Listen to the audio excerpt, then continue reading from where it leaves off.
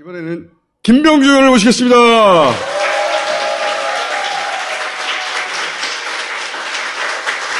그리고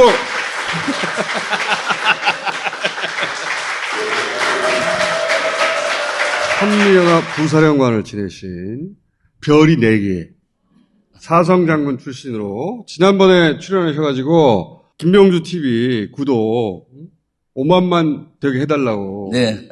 5만 달성됐습니까? 예, 5만 다스베이다 덕분에 달성되고 지금은 자그마치 7만 6천까지 갔습니다. 사람 욕심은 끝이 없는 것 같아요. 그때는 5만만 달성하면은 충분하겠다 했는데 네. 이제 목표를 수정했습니다. 10만 돌파. 도와주십시오. 자, 오늘 모신 이유가 2가지입니다. 최근에 이제 공무원 피격 사건을 가지고 난리잖아요. TF 단장이에요. 그리고 이 당시에 국방위원이기도 하셨죠. 네. 그러니까 어떻게 돌아가는지 다 보신 분이고, 특히 한미연합 자산이라고 하는 그 연합 자산이 뭔지 가장 정확하게 아시는 분 아닙니까? 네. 예. 지난주에 윤건영 의원이 네. 나와가지고 당시에 월북으로 했던 근거들 얘기했거든요. 그거부터 짧게 요약하면, 하나는 실족했다면 구명조끼를 입을 새가 없었을 거 아니냐. 신발을 가지런히 벗어두고 갔는데 역시 갑자기 실족했다면 네. 그럴 수 없었을 거 아니냐. 그리고 부유물도 잡고 있었는데 준비한 정황 중에 하나 아니냐. 또 하나가 조류가 있는데 인위적인 노력이 없으면 그 방향으로 갈 수가 없었다.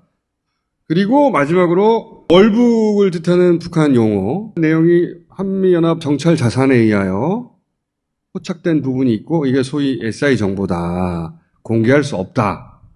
여기서부터 이제 제가 질문인데요. 네. 우선 이미 국방위에 속기록이 있잖아요. 네. 그렇죠? 예. 아직 원구성이 안 돼가지고 국회 공개 절차를 밟으면 되는데 그걸 못 밟았을 뿐이니까 그걸 기다리거나 첫째. 네. 맞죠? 예. 두 번째 더 이해가 안 가는 것은 비취 인가권이라는 게 있잖아요. 예. 예. 국방장관 있잖아요. 있죠. 예. 대통령도 있잖아요. 예. 자기들이 보면 되잖아요. 예. 그렇죠. 그죠? 예. 너무 쉽게 답변하시네? SI는 특별정보인데 그거는 다루는 사람은 취급 인가권을 받아야 돼요.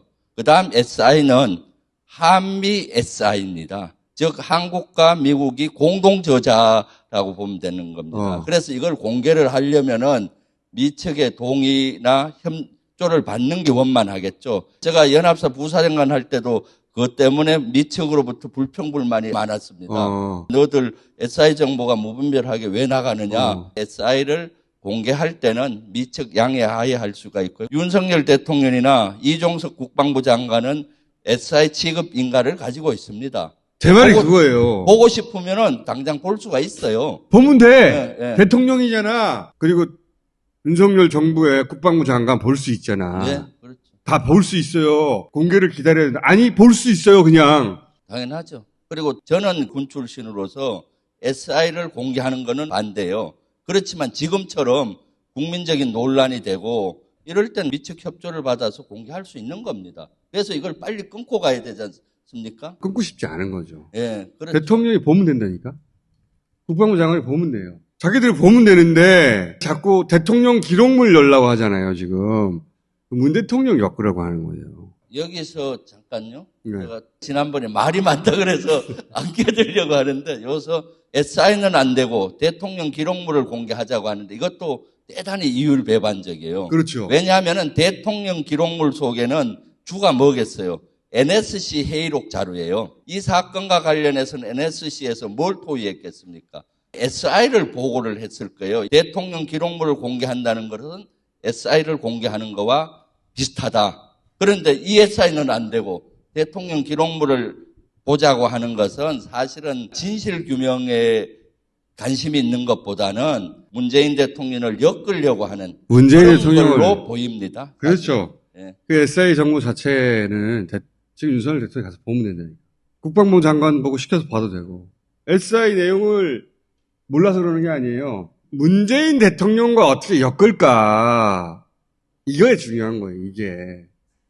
그걸 엮으려고 하다 보니까 저기가 좀 열어볼 수 있는데 안 열어보고 대통령 기록물을 열라는 거 아니야. 근데 아마 거기서 제가 봤을 때 현 국방부 장관 윤석열 대통령이 임명한 국방부 장관은 아마 봤을 확률이 많아요. 윤석열 대통령은 아마 뭐 다른 거 아니라고 안 봤을 확률이 있는데 이종섭 장관은 제가 오랫동안 보면 이런 사건이 터지면은 네, 바로 볼 사람이야. 갖고 와봐. 진짜 뭐냐 하고 봤을 확률이 많죠. 그러니까 지금 또 공개를 못 한다고 얘기할 수도 있죠. 공개하고 나발이고 자기들이 그냥 보면 돼요. 그리고 이거 공개의 권한은 국방부가 갖고 있어요. 미측에 양해해달라 이렇게 하고 공개하면 되는 겁니다. 대통령 기록물을 보려고 하면 두 가지 방법밖에 없거든요. 하나는 국회를 통하거나 두 번째 문재인 대통령을 고발해야 돼. 문재인 대통령을 타겟으로 하는 것이다. 예, 저도 동의하고 그렇게 생각합니다. 이 칼끝은 문재인 대통령을 향해 있다라고 생각합니다. 유가족들이 그렇게 애타게 원하는 진실 규명보다는 또 하나는 군사 전문가시잖아요. 예. 나토가 군사 동맹 아닙니까? 그렇죠. 나토는 군사 동맹체죠.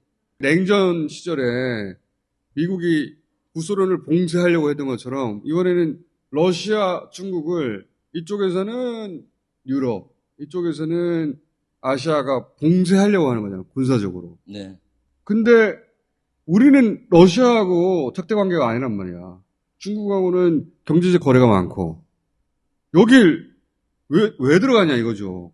예, 지금 윤석열 전에. 대통령이 나토에 가서 있는 것은 대단히 위험한 행보라고 봅니다. 한반도의 안보의 불안정성은 훨씬 높아집니다.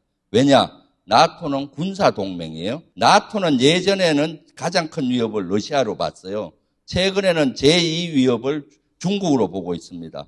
그래서 아태와 북대서양을 연결해서 러시아와 중국을 포위하겠다라는 전략을 가지고 있고 이번에 중국을 도전적인 요인, 위협적인 제2나라로 하는 신전략 개념을 이번에 채택할 거예요. 거기에 줄을 선 것이죠. 네 나라를 초청을 했어요. 아태 지역에 호주, 뉴질랜드, 일본, 한국 이 나라를 연결을 해서 중국과 러시아를 포위하겠다. 그렇기 때문에 중국과 러시아와 적대시하겠다는 메시지를 줄 수가 있습니다. 왜냐하면 군사 동맹이니까요. 예, 가서 경제 협력을 하겠다, 뭐 방산 협력을 하겠다 하는데 사실 핀란드하고 정상회담하고 어긋났잖아요.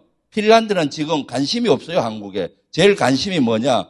자신들이 나토에 들어가는 문제예요. 그러니까 나토 회원국 정상을 만나야지 왜 우리나라 대통령을 만나겠어요? 가면은 들러리예요, 그냥. 할 수 있는 것들이 많지 않습니다. 그리고 이번 회담에 주는 우크라이나 전쟁을 어떻게 지원할 것인가, 러시아 위협을 어떻게 대응하고 중국 위협을 대응할 것인가에 대한 논의지 한반도의 경제에 대한 데 관심이 없는 그 회의체입니다. 나토는 미국, 캐나다하고 대서양 연안의 국가들이 러시아의 위협을 느껴서 만든 거잖아요. 네. 우리가 거기 왜 들어가? 핀란드, 스웨덴, 우크라이나 보고 이번에 러시아로부터 위협을 느낀 거야. 그래서 그 군사동맹 안에 들어가야겠다고 생각하는 것이고 우리는 러시아로부터 군사적 위협을 느끼지 않아요. 러시아의 한국에 대한 이미지도 굉장히 좋아. 위협을 느끼지 않는데 왜 굳이 그 군사동맹에 들어가냐고. 여기가 무슨 경제협의체가 아니잖아요. 네, 그렇죠. 미사일 어떻게 배치할 것인가 이런 데 논의하는 데 아니에요. 네. 지금 세계 안보 질서가 재편되는 단계입니다. 여기에 잘못 우리가 편성하다 보면은 한반도 지역은 불안정이 훨씬 높아지는 거죠. 중국하고 우리가 여러 가지 갈등이 생기고 러시아하고도 갈등이 생기다 보면 바로 경제의 여파가 가는 것이고 자칫 잘못하면은 우크라이나의 전쟁의 불씨를 우리 한반도로 가지고 올 수가 있고 그럴 이유가 뭐가 있어요? 네, 그리고 또 그냥 다자회의 30명의 유럽 정상을 만나구나 이렇게 생각할 수가 G20처럼 있는데 생각하는 거죠. 나토는 군사 동맹, 군사 얘기밖에 할 게 없어요. 우크라이나에 대해서 군사 지원을 좀 해줘라. 그동안은 비군사 분야만 지원을 해줬잖아요. 우크라이나 군사 지원을 하는 순간에 러시아와 적대 관계가 되는 것이고 중국 포위 전략에 너희들이 그러니까 보조를 맞추어서 해라. 저는 걱정이 많아요, 사실은. 의원님 마무리가 금마무리 아닙니까? 벌써 내려가야 될 시간입니까? 쭉 이어지다가 마무리가 너무 금마무리가 돼가지고. 아, 금마무리. 네. 그래서 좀 눈치 보여. 나올 때마다 저보고 말이 많다고 우리 총수님 얘기해서 말을 한참 하다가 눈치가 보여서 그런 거예요. 의원님은 지난 총선에 후보 시절부터 말이 진짜 많았어요. 그래서 오늘 나올 때 우리 그 비서진들이 당부하더라고요. 오늘 총수 얘기하는 것만 답변해라. 자기들이 봐도 우리 의원님 말씀이 너무 많다. 그래서 제가 금마무리 끊은. 편집이 돼서 나가니까 모르잖아요. 많은 얘기를 합니다. 끊이지 않고. 모처럼 나왔을 때 우리가 관심 가져야 되는 문제를 막 얘기하는 것이죠. 의원님, 오시는 김에 또 한 가지만 더. 최근에 다누림 건설이라든가 네. 이상한 데가 수의 계약했어. 네. 그런 분명히 있잖아요. 예. 저는 그걸 보면서 무슨 생각이냐면 야, 진짜 큰 덩어리는 국방부 예하에 10개가 넘는 보안시설들이 어딘가로 막 이전되고 엄청난 보안공사들이 있을 텐데 그것도 이런 식으로 된다면 이건 덩어리가 어마어마한 거 아니냐 이런 생각이 쭉 스쳐 지나가더라고요. 그럴 가능성을 배제 못하죠. 사실 대통령 집무실 이전을 할 때 제가 문제 제기했던 게 예산이 496억이면 된다 해서 아니다. 1조 이상 들고 눈덩이처럼 많아질 것이다 했는데 지금 눈덩이처럼 굴러가고 있어요. 국방부 167억 더 든다고 하고 합참 이전을 또 하게 되면은 최소한 한 3천억 더 든다 하고 바로 옆에 미군 기지가 있잖아요. 대통령 집무실 담장을 연해서 같이 붙어 있으니까 옮기면 또 3천억 이상 또 들어가요.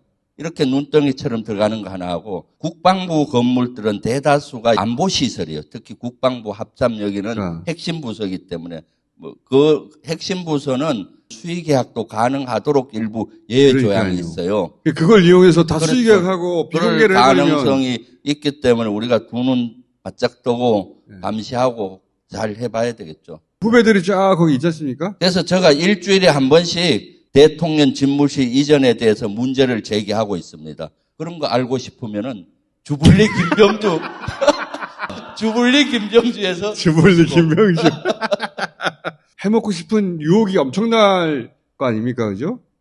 당연하죠, 사실. 네. 그래서 침을 줄줄 흘리고 있을 거야 아마. 감시를 잘해야 되겠죠. 그 의원님이 그걸 감시 잘 해주세요, 그러면. 충성. 알겠습니다.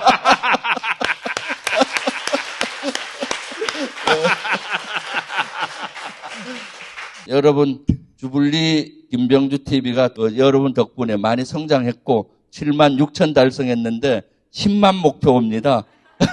이 주불리가 잘 때야 안보가 바로 선다. 주불리가 잘 때야 안보가 바로 선다. 충성.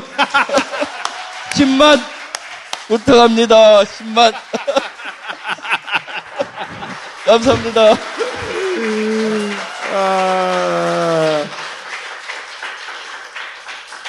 자, 이 별이 4개인데 유튜브 구독자 앞에서는 이렇게 됩니다.